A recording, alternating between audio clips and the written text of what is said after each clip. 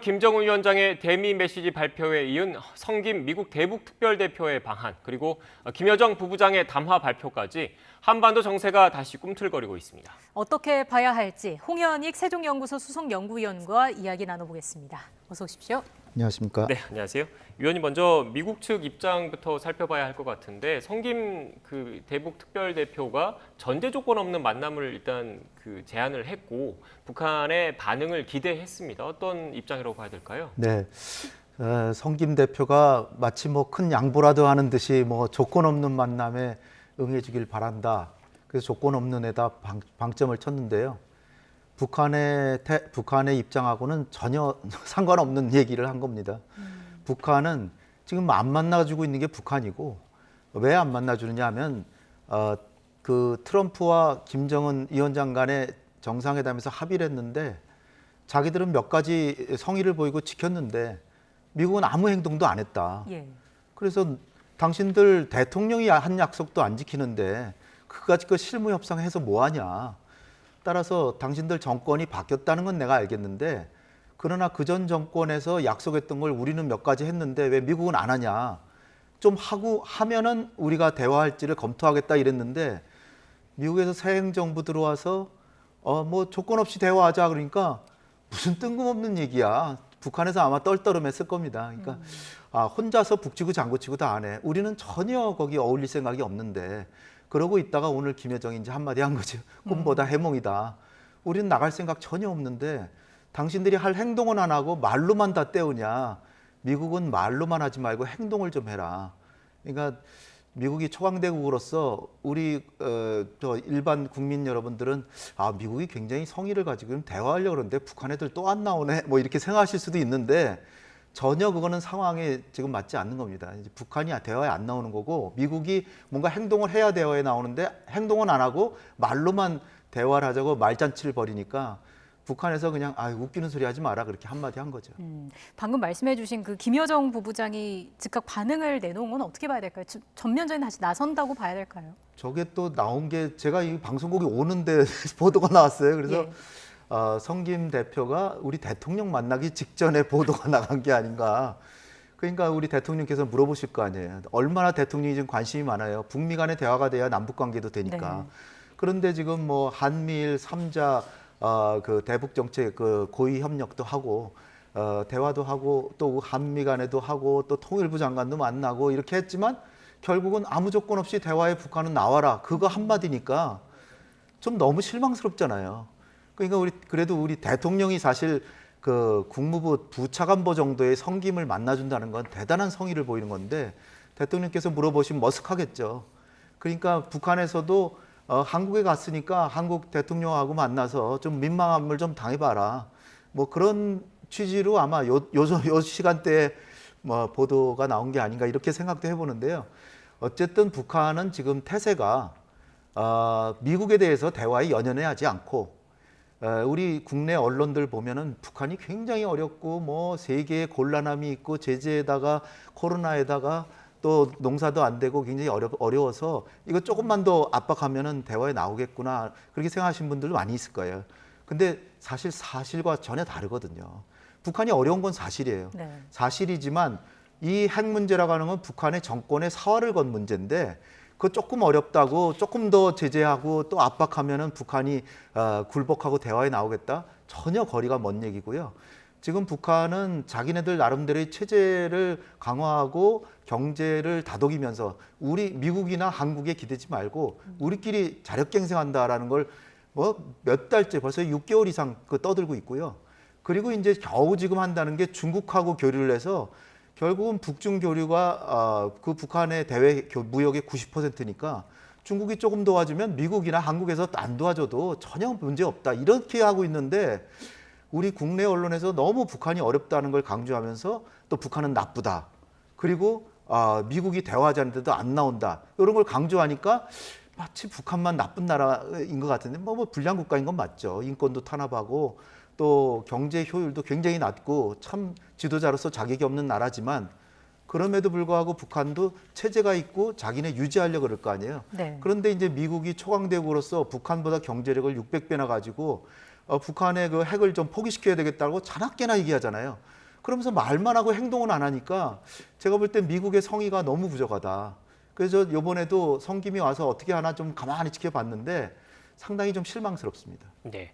지금 그 위원님의 말씀을 쭉 들어보면 결국 북한이 그 2019년 하노이 회담 결렬 이후에 대화의 전제 조건으로 대북 적대 정책 철회를 먼저 요구를 했지 않습니까? 이 대북 적대 정책이란 게 결국 한미 군사 훈련 그리고 미국 전략 자산의 한반도 배치 그리고 대북 제재 일부 해제 등을 좀 요구를 하고 있는데 이런 그 일부에 대해서라도 미국 측에서 뭔가 좀 성의를 보여야지 북한이 움직일 것이다 이런 말씀이십니까?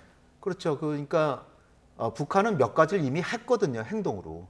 뭐 핵실험장도 북락시켰고 미사일 실험장도 해체하다가 미국이 아무것도 안 하니까 다시 복귀시킨 거고 인질도 돌려보내고 유해도 송환하고 핵실험도 할 수 있는데 안 하고 그다음에 장거리 미사일도 안 쏘고 단거리만 쏘잖아요. 예.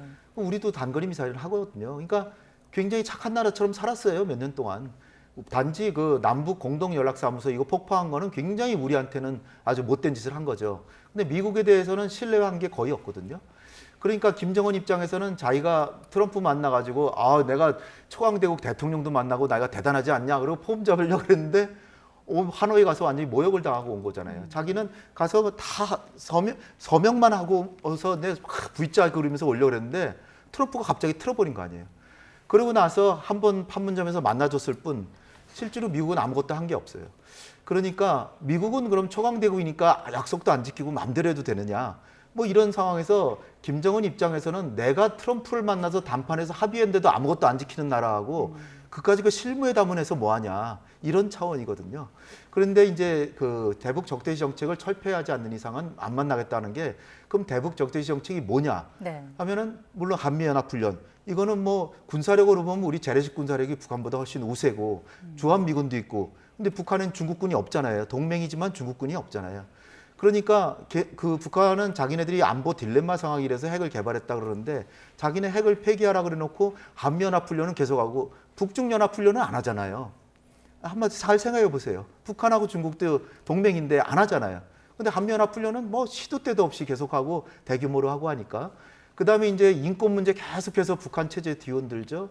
그다음에 전략자산 북한이 핵을 가졌어도 미국을 공격할 능력이 사실상 없는데 미국은 그냥 괌에서 그냥 핵폭탄 싣고 와서 훈련하고 가고 그다음에 이제 뭐 제재도 사상 초유에 이렇게 강화시켜 놨는데 그러면 북한의 요구는 딱 하나예요. 외부의 요인으로 우리 정권이 뒤흔들리지 않게끔만 보장해주면 핵을 우리가 왜 가지냐 그거예요. 왜 그걸 미국이 못 해주겠어요? 해줄 수 있는데 안 해준잖아요. 그러니까 제가 볼 때는 아무리 미국이 우리 동맹국이고 우방이지만 북핵 문제 해결에 성의를 안 보이는 거는 굉장히 좀 아쉽다. 저는 그런 입장입니다. 조금 뭐 지금 당장에 해제해주고 연합훈련 안 한다는 안 해도 예. 회담에서 조금만 그 북한이 성의를 보인다면 제재도 완화할 용의가 있고 또 뭐 한미연합훈련도 재고할 수 있고 뭐 이런 정도 얘기라도 해놔야 되잖아요. 근데 그냥 아무 전제 없이 회담에 나오길 기대한다 그러니까 북한에서는 좀 머쓱한 거죠. 그럼 앞서 저희가 리포트로 전해드린 그 워킹그룹 종료와 관련해서는 이게 북한에 대한 하나의 유인책이 될 수 있을지에 대해서도 궁금한데 일단 네. 워킹그룹이 어떤 역할과 활동을 해왔는지부터 네. 설명을 좀 해주세요. 워킹그룹이 참 그것도 참 좀 어처구니가 없는 게 우리가 지금 만들자 그랬어요. 2018년 11월에 만들자 그래서 그 이유가 사실 미국에서는 그 각 부서가 다 자율성을 갖고 있어서 국무부도 제재를 하지만 재무부도 하고 상무부도 하잖아요. 근데 우리가 뭔가 남북 간에 협력하려고 그러면 뭐 기자재가 들어가고 해야 되는데 이거를 국무부뿐 아니라 상무부, 재무부까지 다 그 제재 면제를 요청하고 해야 되니까 얼마나 시간이 걸리겠어요. 그러니까 그걸 좀 원활하게 해서 남북 관계도 되고 북미 관계도 잘 되고 하는 식으로 이 워킹 그룹이라는 걸 만들어서 아주 신속 그러니까 뭐 패스트 트랙이라고 하는 거 있잖아요. 그래서 좀 빨리빨리 진행하도록 하자 그랬는데 상의하면 할 때마다 하지 마라 그러는 거예요, 미국이. 그러니까 이걸 원활하게 하려고 하는 걸 오히려 못하게 하는 기구로 변했으니까 그래서 지금 이제 통일부의 국장하고도 지금 그 대북 특별 부대표도 왔기 때문에 국장하고 부대표하고 협의도 하고 외교부도 협의를 하고 그다음에 그 성김도 통일부 장관 지금 화면에 나오는 통일부 장관도 만났지만 차관도 만나고 또 협의도 차관하고도 협의를 하면서 정식으로 만나고 그러니까 지금 다른 협의체를 구성해서 단지 그 남북 관계의 발목을 잡는 협의체가 아니라 오히려 거꾸로 한반도 평화 체제를 구축하는 뭐 그런 미래상을 그린다든지 그런 것도 협의해보자. 이런 식으로 좀 발전적으로 새 기구를 만들자라는 얘기입니다. 네, 지금 위원님 말씀을 쭉 들어보면 결국 그 미국이 좀 더 선제적인 양보가 좀 있어야 될 필요가 있겠다라는 입장이신 것 같은데 지금 북한은 그러면 앞으로 어떻게 반응할지가 또 궁금하거든요. 제가 김여정 노동당 부부장 담화 원문을 갖고 왔는데 원문을 보니까 미국에 대한 직접적인 비난은 또 없습니다. 그리고 앞서 그 노동당 중앙위 전원회의에서 김정은 위원장 같은 경우에도 대화와 대결을 다 언급을 하긴 했지만 미국에 대한 직접적인 비난은 없었거든요. 결국 북한이 이런 반응을 보이고 있다고 하더라도 대화의 여지는 계속 남겨뒀다. 이렇게 봐도 되는 겁니까? 북한도 어떻게 보면 참 얄궂은 집단인 게요. 우리한테 대해서는 온갖 욕을 다 하고 막 그러면서 사대주의라고 좀 봐요. 미국에 대해서는 그렇게 욕을 못 해요. 거의 안 해요. 완전히 아주 각오하고 할 때는 몰라도 그래서 이번에도 굉장히 그 완화된 그냥 표현을 했는데 제가 이제 보는 느낌으로는 지난번에 미국이 대북 정책 검토 결과 발표하고 한미 정상회담에서 남북 간의 협력도 지지한다라고 바이든 대통령이 그랬는데 과연 그거를 할지 안 할지는 행동으로 나타나야 되잖아요. 근데 이거를 그 다음에 이제 그 블링턴 국무장관이 한 얘기가 공은 이제 미국에 넘어갔다 그러는데 테니스 칠 때 공을 넘기면 상대방이 쳐야 되잖아요. 근데 북한은 공은 아직 넘어오지 않았다. 그냥 대화됐다 준비됐을 뿐이지 내용이 없기 때문에 그렇다고 대화에 나간다고 한 게 아니라 대북 적대시 정책을 전환한다는 의사표시라도 있어야 나가는데 거기에 대해서는 의사표시 없고 그냥 대화만 하자 그러니까 그거는 긴장 완화만 해줄 뿐 우리에게 전혀 이익이 안 된다. 이런 상황인데 지금 중요한 것은 뭐냐면 미국이 일본이라고 하는 그 동맹국이 올림픽을 하니까 올림픽이 지금 한 달 남았잖아요. 그때까지는 아마 미국도 강경하게 하진 않을 겁니다. 근데 지금은 이제 조금 약간 대화가 되려는 분위기가 지금 진행되고 있지만 김여정이 일단 저렇게 했고 미국도 공은 이미 북한에 넘어갔다라고 가만히 있으면 어떤 일이 벌어질까요? 7월 말 되면 올림픽까지는 하겠죠. 올림픽까지 할 때까지는 미국도 그 강경하게 안 하니까 북한도 올림픽이라는 행사에 미사일 쏘고 하면은 전 세계 망신이니까 그것까지는 안 할 것 같아요. 그러나 올림픽이 8월 초에 끝나는데 8월 초 끝나면 올림픽도 끝나고 우리는 또 한미연합훈련 들어가잖아요. 남북 관계도 별로 안 좋고 북미 관계도 진전이 없는데 한미훈련 할 거 아니에요. 그럼 어떻게 되겠습니까? 북한도 미사일 쏘겠죠. 그럼 어떻게 될까요? 그럼 이제 강경책으로 서로 붙고 더군다나 미중 관계가 안 좋으면 남북 관계나 북미 관계도 안 되는데 그 8월 지나면 그 다음엔 베이징 올림픽이란 말이에요. 베이징 올림픽 인권 탄압한다고 안 가려고 그러잖아요, 미국이. 그럼 어떻게 될까요? 미중 관계 막 흔들리겠죠. 엄청 막 두들겨 팰 겁니다, 미국이 중국을.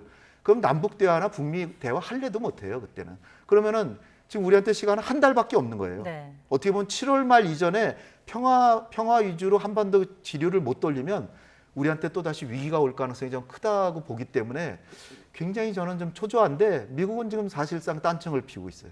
그게 참 아쉽습니다. 네, 알겠습니다. 지금 한반도 향후 정세와 관련해서 중요한 변곡점에 와 있다라는 분석이셨던 것 같습니다. 지금까지 홍현익 세종연구소 수석연구위원과 함께 관련된 정세 분석 나눴습니다. 오늘 말씀 고맙습니다. 고맙습니다. 감사합니다.